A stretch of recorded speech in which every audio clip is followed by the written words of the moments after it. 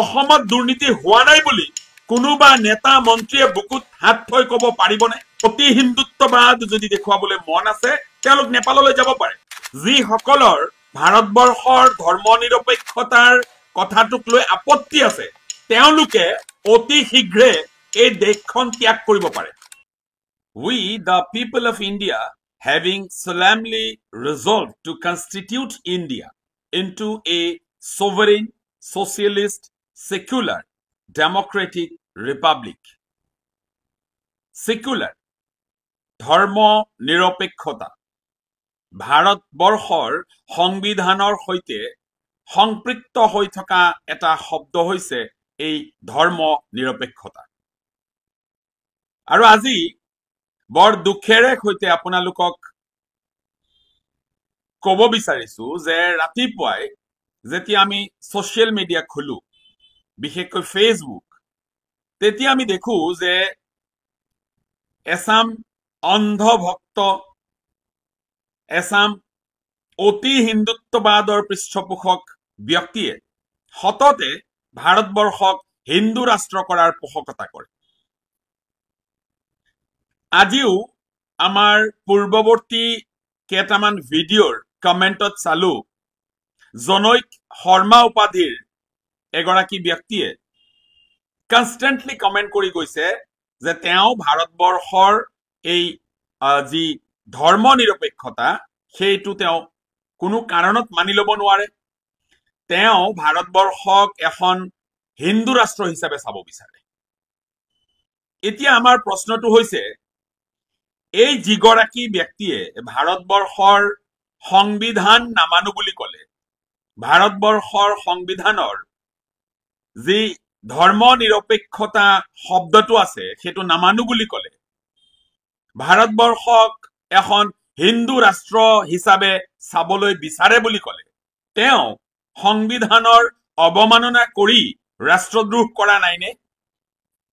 যদি গৌৰৱ গগৈ পাকিস্তানলৈ যোৱাটো অপৰাধ হ'ব পাৰে, যদি গৌৰৱ গগৈ পাকিস্তানলৈ যোৱাটো ৰাষ্ট্ৰদ্ৰোহৰ দৰে কথা হ'ব পাৰে, তাক লৈ যদি এটা ড্ৰামা সৃষ্টি হ'ব পাৰে, তাক লৈ যদি এটা বিৰাট সেন্সেশন ক্ৰিয়েট কৰি এটা হিট সিনেমা উপহাৰ দিয়াৰ কথা কোনোবাই ক'ব পাৰে, তেন্তে এই সকল যিসকলে ভাৰতবৰ্ষৰ সাংবিধানিক যি চৰিত্ৰ সেয়া নামানো বুলি কয়, ধৰ্ম নিৰপেক্ষতা কোনো কাৰণত নামানো বুলি কয়, তেওঁলোকে ৰাষ্ট্ৰদ্ৰোহ কৰা নাইনে?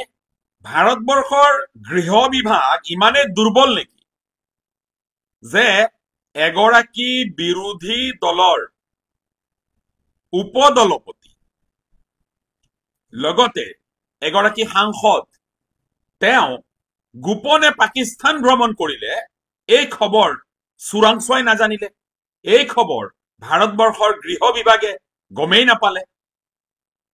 তাৰ পিছত সেই ঘটনাটোক পাকিস্তান ভ্ৰমণৰ সেই ঘটনাটোক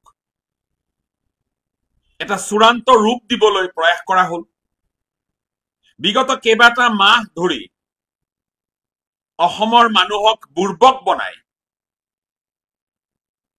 গৌৰৱ গগৈৰ বিৰুদ্ধে SIT ঘোষণা কৰি সেই SITৰ প্ৰতিবেদন সময়ত ৰাজহুৱা নকৰি সেই SIT প্ৰতিবেদনৰ ওপৰত আৰু বেছি অধ্যয়নৰ প্ৰয়োজনীয়তা আছে বুলি কৈ এই মানুহক আভুৱা ভাৰি যিবোৰ ৰাজনীতি কৰি থকা হৈছে সেইবোৰ অসমৰ ৰাইজে বুজিছে। এই কথা বতৰাবিলাক অসমৰ ৰাইজে ইতিমধ্যে বুজিছে। ভুৱা কথাৰে মিছা কথাৰে প্ৰলোভন দিয়া কথা বতৰাবোৰেৰে দীঘলীয়া সময়ৰ বাবে শাসনত টিকি থাকিব নোৱাৰি অথবা মানুহক বুৰ্বক সজাই ৰাখিব নোৱাৰি। অন্তত 10 ছেপ্টেম্বৰ 2025 এই তাৰিখটো অসমৰ ৰাইজে মনত ৰাখিছিল আৰু ৰাখিব। 2025 চনৰ 10 ছেপ্টেম্বৰ তাৰিখটোত অসমত এটা বৰ ভূমিকম্পৰ সৃষ্টি হ'ব বুলি যি ধাৰণা কৰি থকা হৈছিল সেই ধাৰণাক সম্পূৰ্ণৰূপে এটা ফ্লপ শ্ব'লৈ পৰিণত কৰি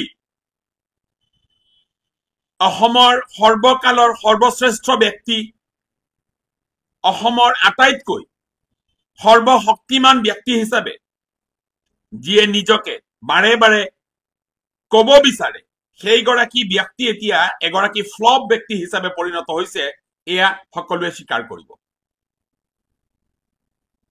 গেৰুৱা শিবিৰে এনেবোৰ নেতাৰ মদত পুষ্ট হৈ বা এনেবোৰ নেতাক তেওঁলোকৰ সন্মুখত ৰাখি যদি আকৌ ক্ষমতাত আহিম বুলি ভাবিছে, তেন্তে তেওঁলোকে ভুল ভাবিছে। এইসকল ব্যক্তিয়ে এতিয়া কেৱল অতি গেৰুৱাবাদ প্ৰতিষ্ঠা কৰিব বিচৰা কিছুমান এজেন্সিক সন্তুষ্ট কৰিবৰ বাবে এই গোটেই অসমত এটা সাম্প্ৰদায়িক ৰাজনৈতিক পৰিৱেশ সৃষ্টি কৰিছে। তাৰ বাহিৰে উন্নয়নৰ ৰাজনীতিৰ নামত তেওঁলোকে এটা ফুপুলা অসম উপহাৰ দিছে, এইটো সকলোৱে স্বীকাৰ কৰিব।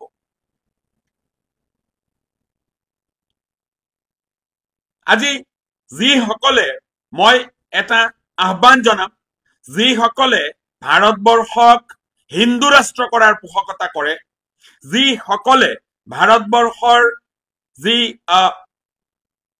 ধৰ্ম নিৰপেক্ষতাৰ চৰিত্ৰ সেয়া মানি নলয়, মই সেইসকলক অতি বিনয়েৰে সৈতে আহ্বান জনাম যে তেওঁলোক নেপাললৈ যাওক।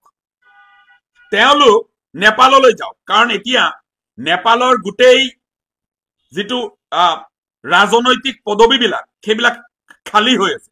গতিকে তেওঁলোকে অতি হিন্দুত্ববাদ যদি দেখুৱাবলৈ মন আছে, তেওঁলোক নেপাললৈ যাব পাৰে।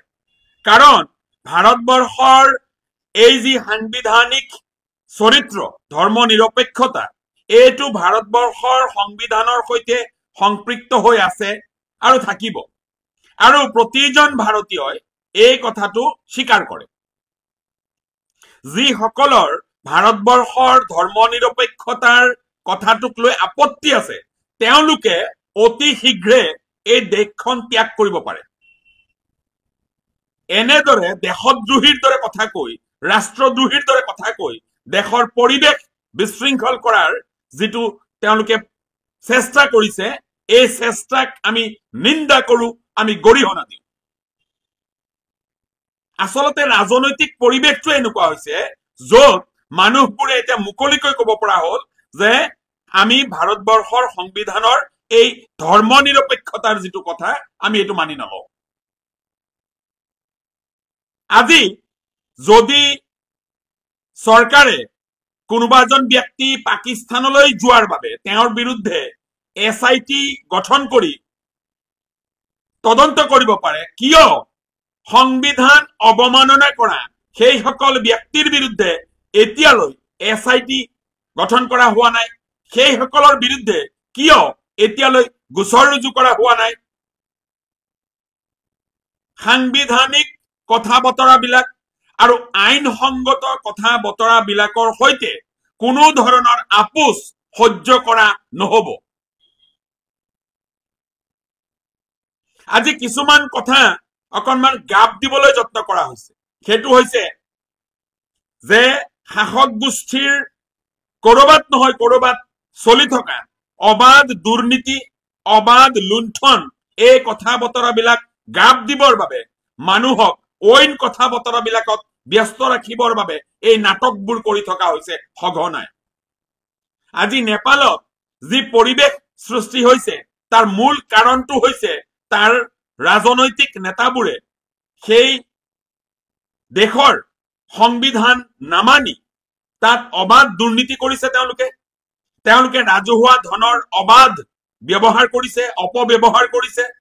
তেওঁলোক সহিতে তেওঁলোকৰ পৰিয়াল আটাইবোৰে বিদেশ ভ্ৰমণৰ লগতে আমোদ প্ৰমোদ ইত্যাদিত ব্যস্ত থকাটোৱে সেই দেশৰ নাগৰিকক কৰবাত নহয় কৰবাত ক্ষোভিত কৰাৰ বাবে সেই ক্ষোভৰ দাবানলৰ বহিঃপ্ৰকাশ হৈছে এই নেপালত। আজি অসমত দুৰ্নীতি হোৱা নাই বুলি কোনোবা নেতা মন্ত্ৰীয়ে বুকুত হাত থৈ কব পাৰিবনে? পাৰিব।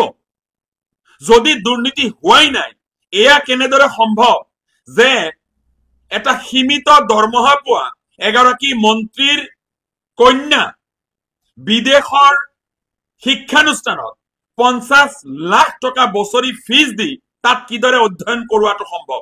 এই প্ৰশ্নৰ উত্তৰ সেই মন্ত্ৰীগৰাকীয়ে দিব লাগে। আমি জানিব বিচাৰিছো যে এজন মন্ত্ৰীৰ দৰমহা কিমান। সেই দৰমহাৰ টকাৰে বছৰি 50 লাখ টকা ফিজ দি বাহিৰত সন্তানক পঢ়ুৱাটো সম্ভৱ নে? দুৰ্নীতি নকৰিলে এয়া কিদৰে সম্ভৱ? যদি দুৰ্নীতি হোৱাই নাই তেন্তে এয়া কিদৰে সম্ভৱ? এই প্ৰশ্নবোৰ এতিয়া অসমৰ ৰাইজে কৰিবৰ হৈছে। এই প্ৰশ্নবোৰ ভাৰতবৰ্ষৰ প্ৰতিজন নাগৰিকে কৰিবৰ হৈছে। কেৱল হিন্দু ৰাষ্ট্ৰ ঘোষণা কৰিলে এখন দেশৰ উন্নতি কেতিয়াও নহয়। নেপাল এটা সময়ত হিন্দু ৰাষ্ট্ৰ আছিল, কিন্তু সেই নেপালেও পৰৱৰ্তী সময়ত সংবিধান সংশোধন কৰি দেশখনক ধৰ্ম নিৰপেক্ষ ৰাষ্ট্ৰ হিচাপে ঘোষণা কৰিবলৈ বাধ্য হৈছিল। এই যে হিন্দুত্ববাদৰ যিটো পৃষ্ঠপোষক যিসকল, তেওঁলোকক সোঁৱৰাই দি ক'ব বিচাৰিছো, হিন্দুত্ববাদ প্ৰতিষ্ঠাৰ নামত মানুহক ধৰ্মীয়ভাৱে আৱেগিক কৰি, মানুহৰ মনত ধৰ্মান্ধতা সৃষ্টি কৰি, মানুহৰ মনত ধৰ্মীয় উন্মাদনাৰ সৃষ্টি কৰি যিবোৰ কথা বতৰা লৈ মানুহে প্ৰতিবাদ কৰিব লাগে, সেই কথা বতৰাবিলাক কৰবাত নহয় কৰবাত গাপ দিবলৈ চেষ্টা কৰা হৈছে। আজি অতদিনে কৈ অহা সেই 10 ছেপ্টেম্বৰৰ যি সুপাৰ ডুপাৰ হিট চিনেমা, এই চিনেমাখন ফ্লপ কৰা হ'ল। উদ্দেশ্য প্ৰণোদিতভাৱে মানুহক এটা বিষয়ৰ প্ৰতি দৃষ্টি নিবদ্ধ কৰি এটা ন্যস্ত স্বাৰ্থজড়িত ৰাজনৈতিক মহলে তেওঁলোকৰ ব্যক্তিগত সম্পদ আহৰণত তেওঁলোক ব্যস্ত হৈ থাকিল। এনআৰচিৰ প্ৰাক্তন সমন্বয়কগৰাকীয়ে আশংকা প্ৰকাশ কৰি ফেচবুকত পোষ্ট দিছে যে আমাৰ ইয়াতো যদি তদন্ত কৰা হয় তেন্তে নেতা মন্ত্ৰীৰ ঘৰত অবাধ টকাৰ উজান পোৱা যাব। আৰু এয়া সত্য, এই কথা 100% সত্য। আজি দুৰ্নীতিবোৰ ঢাকিবৰ বাবে নেতা মন্ত্ৰীসকলে নিজৰ নামত, পৰিয়ালৰ নামত তেওঁলোকে অবাধে সম্পদ আহৰণ কৰাৰ প্ৰতিযোগিতাত নামি পৰাৰ বাবে মানুহৰ দৃষ্টি অইন বিষয়বোৰলৈ নিবলৈ তেওঁলোকে প্ৰতিনিয়ত চেষ্টা কৰি থকাটো আমি দেখিবলৈ পাইছো। হয়তো 2026 বিধানসভা নিৰ্বাচনত এই সকলকে এই ধৰ্মান্ধ কিছু ব্যক্তিয়ে নিৰ্বাচিত কৰি বিধানসভালৈ পঠিয়াব, মন্ত্ৰী পাতিব, মুখ্যমন্ত্ৰী পাতিব। কিন্তু এই সকলে ৰাজহুৱা ধনৰ অপব্যৱহাৰ কৰি, ৰাজহুৱা ধন হৰাধ কৰি তেওঁলোকে ব্যক্তিগত সম্পদ আহৰণ কৰাৰ প্ৰতিযোগিতাখনত আকৌ নামি পৰিব। এইদৰে শাসন ব্যৱস্থা চলিছে আৰু আমি মুকবধিৰ জনতাবোৰে কেৱল ৰং চাইছো, তামাচা চাইছো। এনেদৰেই যদি চলি থাকে এটা সময়ত এই জনতাৰ ক্ষোভৰ দাবানল যদি বহি প্ৰকাশ হয় তেন্তে অসম, ভাৰতবৰ্ষ এইবোৰত এটা যে বিশৃংখল পৰিৱেশৰ সৃষ্টি হ'ব, এই কথা নুই কৰিব নোৱাৰি। আজি উন্নয়নক লৈ ৰাজনীতি হোৱা নাই, শিক্ষাক লৈ ৰাজনীতি হোৱা নাই, চিকিৎসাৰ কথাবিলাক লৈ ৰাজনীতি হোৱা নাই, উপযুক্ত মানৱ সম্পদ গঢ়িব লাগে বুলি এই কথা বতৰাবিলাক লৈ ৰাজনীতি হোৱা নাই। ৰাজনীতি হৈছে কেৱল হিন্দু মুছলমানক লৈ, ৰাজনীতি হৈছে মিয়া হাটাও লৈ, ৰাজনীতি হৈছে মুছলমান বিদ্বেষ বিয়পায়। এইবোৰে হৈছে ৰাজনৈতিক বিষয়, এইবোৰে হৈছে ৰাজনৈতিক নেতাবোৰৰ ৰাজনীতি কৰাৰ সমল। এনেদৰে চলিছে অসম তথা ভাৰতবৰ্ষৰ ৰাজনীতি। কেৱল কেইটামান দলং, কেইটামান ফ্লাইঅভাৰ নিৰ্মাণ কৰি, কেইটামান চিকিৎসা মহাবিদ্যালয় নিৰ্মাণ কৰি যদি এখন ৰাজ্যৰ উন্নয়ন হৈছে বুলি কোনোবাই চিঞৰিব বিচাৰিছে, আমি কম এয়া ভুৱা আস্ফালন মাত্ৰ। ৰাজ্যখন মানৱ সম্পদ গঢ়াত কিমান আগবাঢ়িছে তাৰ তথ্য ৰাজহুৱা কৰিব লাগে।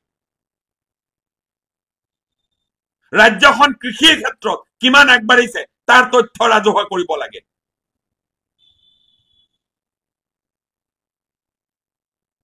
উচিত কথাবোৰ লৈ যদি কোনোবাই প্ৰশ্ন কৰে তেন্তে তেওঁক কোৱা হয় ৰাষ্ট্ৰদ্ৰোহী, তেওঁক কোৱা হয় দেশদ্ৰোহী।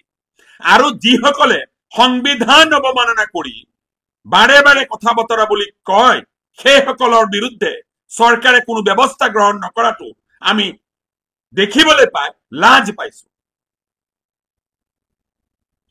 আইন সকলোৰে বাবে সমান, আইন সকলোৰে বাবে সমান।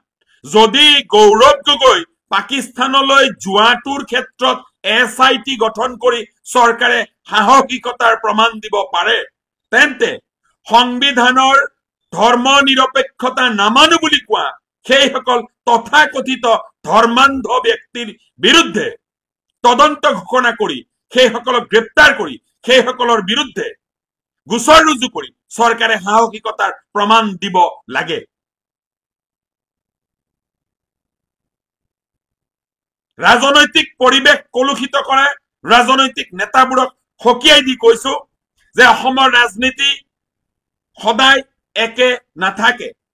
বিবেকবান মানুহবোৰ যিদিনাখন জাগ্ৰত হ'ব, বিবেকবান মানুহবোৰে যিদিনাখন কথা বতৰাবিলাক লৈ প্ৰতিবাদ কৰিব সিদিনাখন কিন্তু তেওঁলোকে ৰাইজৰ ওচৰত জবাবদিহি হ'ব। আজি ক্ষমতাত আছে বুলি ভুৱা আস্ফালন কৰি ডিঙিৰ শিৰ ফুলাই চিঞৰ বাখৰ কৰি অসমৰ ৰাজনীতি কলুষিত কৰিব বিচৰা সকলে অকণমান সংযম ৰক্ষা কৰি ৰাজনীতি কৰিলে ৰাজনৈতিক পৰিৱেশটো অন্তত ভাল হ'ব।